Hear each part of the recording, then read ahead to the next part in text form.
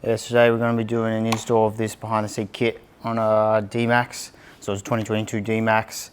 It's got a 100 amp hour battery, 25 amp charger, and then just the red arc shunt. So yeah, it's a pretty nice little kit that will fit in behind the seat. Won't require any sort of drilling or anything.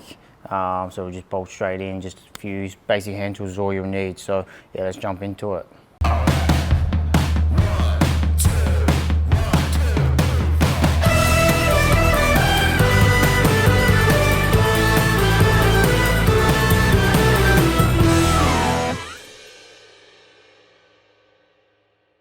Yeah, so the kit will come as is. Everything you see on here obviously just depends on which one you opt for when it comes to the shunt and the BCDC.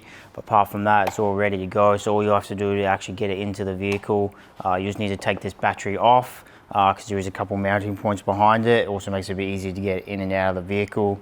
And then you just need a charge harness of some sort. So you're not for one like this that already has the ignition trigger already built into it, and then just your positive and negative. So you bolt that straight onto the battery, and then using just a little piggyback, you can go straight into the factory fuse box and then grab the ignition trigger, chuck that on, and then you'll end up running it through the vehicle and plugging it in. But to do the install, you won't need much. You just need a few basic hand tools, a rivet gun just to put a couple rivets in, and then just a trim tool to get some trim tool pieces off on the inside. And then apart from that, yeah, you don't need too much. So pretty simple install, but yeah, we'll probably just jump inside, start taking all those covers off, get all the trim tools in, get this bracket in, and then we'll run this charge harness and then plug it in, then we'll be good to go. So just jumping in the back here, so we've just got to fold the seats forward. And then we've just got to take a few trim pieces off. So just using a trim tool, you just have to take this top cover off. There's just a couple pieces like a line, and you just go along. You can take this bottom one out, and then you just got to basically pry it up over these little tabs here, and then just got little slits in them that you'll put the little seat belt through. So you have to pull that off. You'll then just need to take both of these side covers off on each side. To do that first, you just need to take these bottom little side covers off as that cover goes underneath it, and then you do the same thing. Just use a trim tool to pull that off, and then same for these things. Just use the trim tool, pull that straight off, it'll pry straight out. It does feel a lot of the time when you are pulling on some of these covers that it's going to break. So just take a bit of time to do it, but these covers you don't have to worry. There is no actual screws holding it in. They're all just a little push ones, so you're good to be able to pull at them. But you want to try to feel where they are and then try to pull in that location. If you end up pulling it like a bit further away from where it actually is, you'll end up pulling the cover off and then find that you've broken some of those clips. So if you want to avoid that, just try to find where they actually are in the cover and just try to pull from there, and it'll just stop you from breaking some of those clips and having to replace them.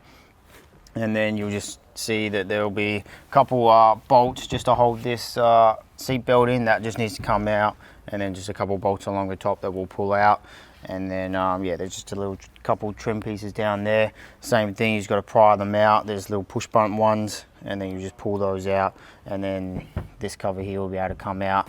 And then you'll probably just want to just remove just the little tools there for your jack and that. Just make it a bit easier to fit it all in. You will retain all that, so you're not going to lose it, but you just want to just pull it out just to get it out the way. Just make it a bit easier to get the behind the seat bracket in and out of the vehicle, and then once it's in, you'll be able to put all that back on. So yeah, we'll go ahead and remove all these trim pieces, and then yeah, we'll go from there.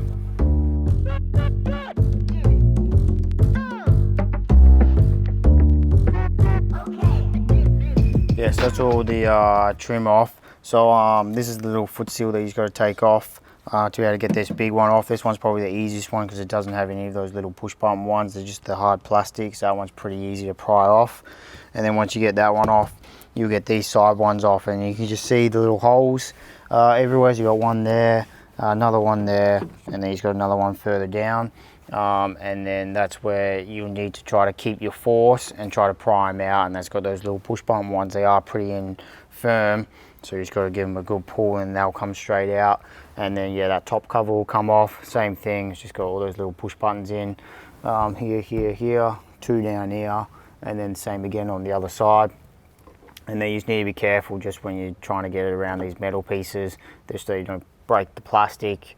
and then once it's all loose, it's easy just to be able to fold that through those little slits that's in the plastic to get the seat belts out, and then you can just pull it straight over the top of that, and then she comes straight out.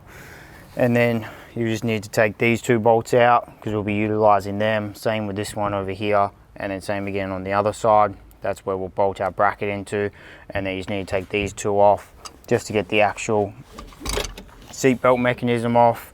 One thing just to note on these, they do have little locking nuts on the back of them, so don't just send it on one side and undo the whole thing, because then it'll just get on a pretty bad angle and then put a lot of tension on one side. So you kind of just want to back one off a bit, then back the other one off, then back that one, just keep going left to right until it fully comes off, and then that way you won't end up putting too much pressure on one of the sides there. Now that stuff's all off, we'll go ahead and we'll start putting our nutserts in. So there's a couple different tools out there you can get. You can get one that goes straight into a drill. It's a pretty long one. That one's probably the easiest one to use, because what it'll do is it'll actually just pre-tension it for you. So you'll put it into your drill, you'll chuck the nutsert onto the actual little threaded bit of rod that comes out of it, and then you'll basically just chuck it into the hole, for example, and then you just hit the drill, and then once it reaches the tension it likes, it'll stop. Where the one that we typically use is a little bit smaller, so it's got a right angle, so instead of having the actual mechanism like that, then plus a drill that makes it quite long, this is just a bit easy to get into places. The downside to this one is a little bit more complicated to use, and when you're using 5mm nutserts like we're going to use down here, if you tension it too much, you'll end up just stripping it straight out. So this one you definitely got to be a lot more careful with than the drill style one. But if you got the drill style one, which you can get from Bunnings pretty easily, you would have to remove the seats. We're trying to not do that, so we're just going to use this one, but it is a lot more expensive than the Bunnings attachment, so if you are using that one, you just have to remove the seats. But I mean, it's only a few bolts, so it's not too bad to get it out. So the points we need to get into is just really around the battery is where we need to put these in. So we're just going to go into this one here, and then the 2 down the bottom here, and then this one just up here. So just the 4 nutserts we've got to chuck in, so not too bad. So we'll get them in. You can, if you wanted to, drill those out and put 6mm in if you wanted, but we're trying to avoid drilling in because obviously it's being steel, and then you have to paint it, you got potential issues with rust and that, and it's just more work. So we're just going to put some 5mm in. That's going to be more than enough to be able to hold this thing in, especially with all the bolts along here, and quite a lot of bolts will go in around that battery that really has all the weight. So 5mm is good enough, but yeah, if you did want to get it a bit more stronger, you can opt for 6, but you just got to keep in mind you have to drill those holes out and then give them a paint, then chuck them in. So we'll go ahead and chuck this one in now. If you do use this style one and you are interested in how it works, you basically just chuck it straight into the hole like so, and then you want to keep this back one still, and then this ratcheting one is the one you want to use to actually tighten it. So you'll end up just screwing it in until it gets tight, and then you just start ratcheting it. And then the other thing that makes this one a little bit harder to use as well is like when you're ratcheting it, you tend to move a little bit, and obviously you want to keep this very still, because if you end up going like that and then ratcheting it goes tight, you've got to put your bolt in, and then your bolt will be slightly not straight. So you definitely want to try to hold it still as you're ratcheting it. Once it actually starts biting up on the metal, it's pretty easy because it then starts to hold itself. But with the 5mm, you definitely want to be careful to not overdo it, otherwise you end up just stripping it. So you pretty much just go off feel until you feel that it's holding it strong enough, and you're not going to end up overdoing it, and then it'll just bite up on the actual plastic there.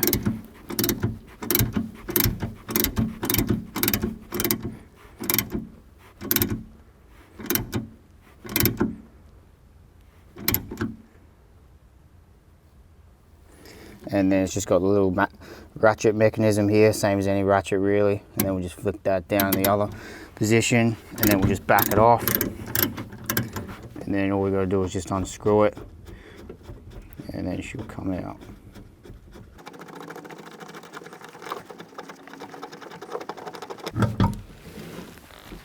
And then she's in there nice and tight. and now we're good to be able to put a bolt in there. So we'll do that 3 more times. As you can see, it doesn't take very long, and then we're good to be able to throw the actual bracket in, chuck the battery back in, and then all we've got to do is run that charge harness through to the battery, and then we're good to go. So let's finish up these next 3 now.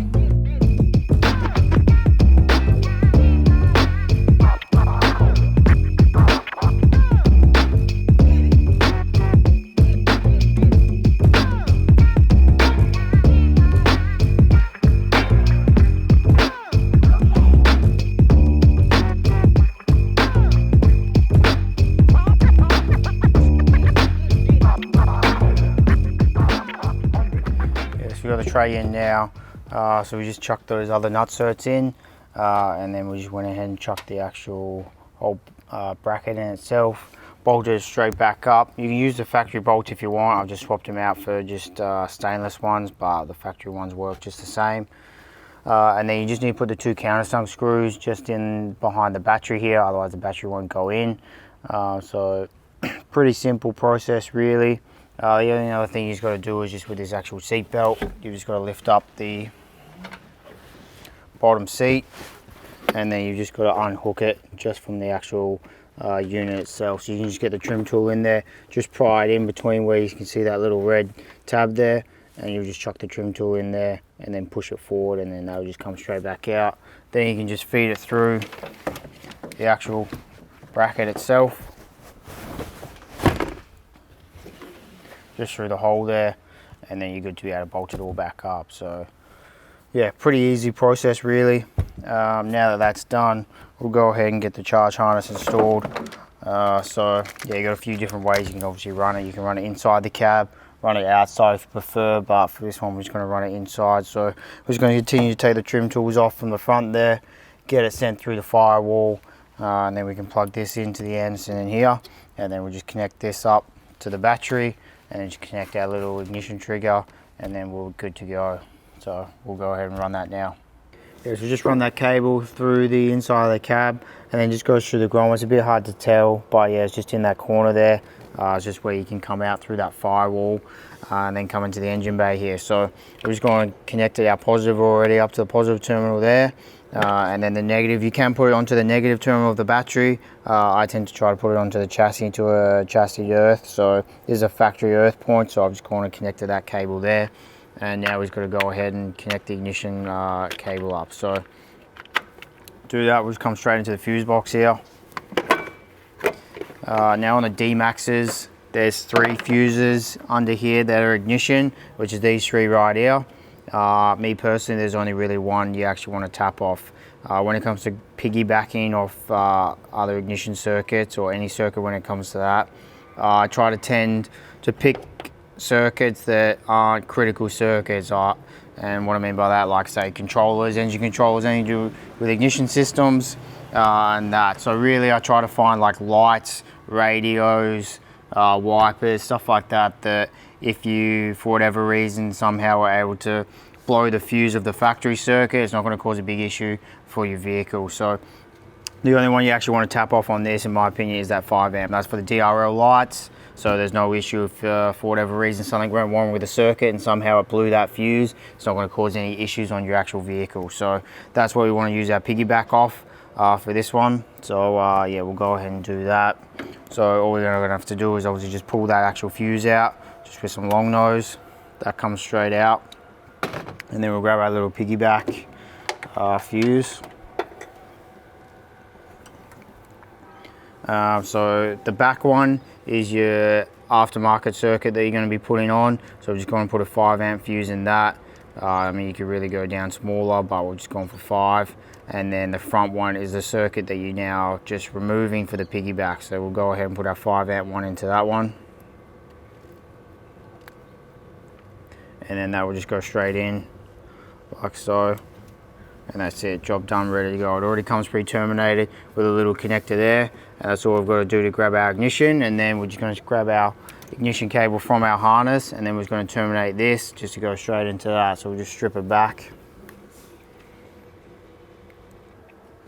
and then usually just give it a bit of a twist just to make it a bit easier to get it into the actual connector, and just go straight in. And then all we've got to do is crimp it.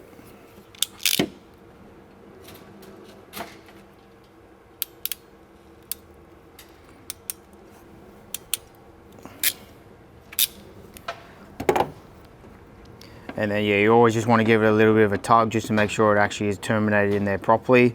And now that's all connected up. And then we can go ahead and put our fuse cover back on, and then that ignition trigger's all sorted.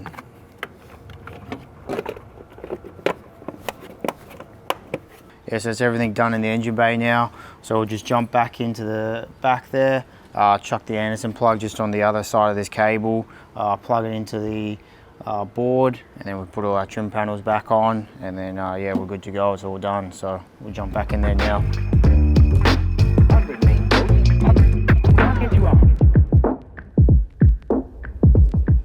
Yeah, so we just went and installed the Anderson plug just on the cables. The cable's already pre-terminated. The harness comes to a set length, so you can cut it down if you wanted to, but it's already pre-terminated, so if you have any excess you can just curl that up. But yeah, that just went plugged in straight into there, and then we just went and put all the trim panels back on. So yeah, it looks pretty good. Factory, the only thing that didn't go back on was that carpet. We just left that carpet off. Just makes it a little bit easier just to be able to get that panel and that on is all. But I mean, you can put it back on if you wanted to. You might just need to do a bit of trimming when it comes up to here is all. But yeah, turned out pretty good. The only thing you want to look at now is this is where your fuse box is, and then it's just got a little pass through that just goes underneath it that just makes it easy to be able to put your positives on this side and then pass through down the bottom and then go into the negatives. And then if you were to put an inverter in, you can just run them down there and then just along the floor there, just go to the inverter there and then to the actual shunt. So just makes it a little bit easier for your cable management, and that's why we just spaced it out a little bit, that fuse box, so you can run those cables up and down. And then you've got your Anderson plug there, so just fold your seat forward and then you just plug straight in. So yeah, it turns out pretty nice in our opinion, and yeah, makes it look pretty good. So yeah, so that's our behind the seat kit for the D-MAX. Yeah, it looks pretty nice, and then it's just got a few different options you can select when it comes to the BCDC and the shunt. So yeah, if you after any more information, you just click the link below and it'll take you to our website. You can check out the different options and a bit more information on it. And if you've got any questions, you can drop a comment below and we can get back to you. But that's everything for this one, and we'll catch you on the next one.